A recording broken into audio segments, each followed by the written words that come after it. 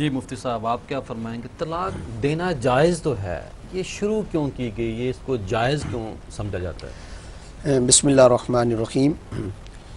اسلام ایک فطری مذہب ہے، یہ کسی کو مجبور نہیں کرتا۔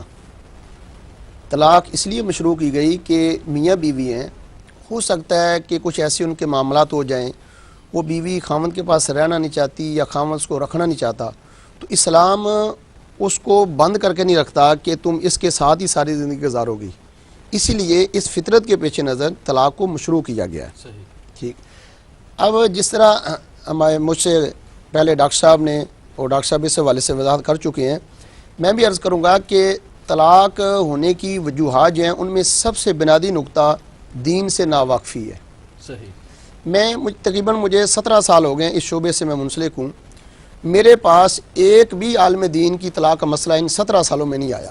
وہ سمجھدار ہے۔ اس کی وجہ یہ ہے کہ عالم دین سمجھتا ہے کہ میری زوجہ کے حقوق کیا ہیں اور میرا حق کیا ہے، میرے اوپر کیا چیز فرض ہے، میں نے اس کو کیا دینا ہے۔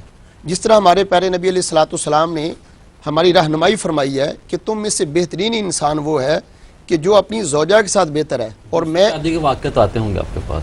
اس طرح کئی واقعات آئے ہیں، دوسری تیسری چوتھی کے بھی آئے ہیں۔ ایک تو میں عرض یہ کرنا چاہتا ہوں کہ عالم دین طلاق کیوں نہیں دیتا، اس کی بنیادی وجہ یہ ہے کہ عالم دین کو پتہ ہے کہ طلاق کا نقصان کیا ہوگا بعد میں، کیونکہ میاں بیوی کا رشتہ جو ہے نا، یہ بظاہر یہ دو فرد ہیں، لیکن یہ پورے معاشرے کی بنیاد ان پہ ہے۔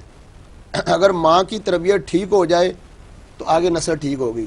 اسی لیے میں ڈاکٹر صاحب کی اس مثال کو آگے بڑھاتے ہوئے کہتا ہوں کہ نکاح سے پہلے یہ ایک نصاب لازماً ہونا چاہیے کہ لڑکا اور لڑکی دونوں جو ہے وہ کسی مستند عالم دین کے پاس جائیں اور انہیں بتائے کہ نکاح جو ہے یہ ایک دنیاوی رسم نہیں، میرے پیارے نبی علیہ الصلوۃ والسلام نے نکاح کو دین قرار دیا ہے۔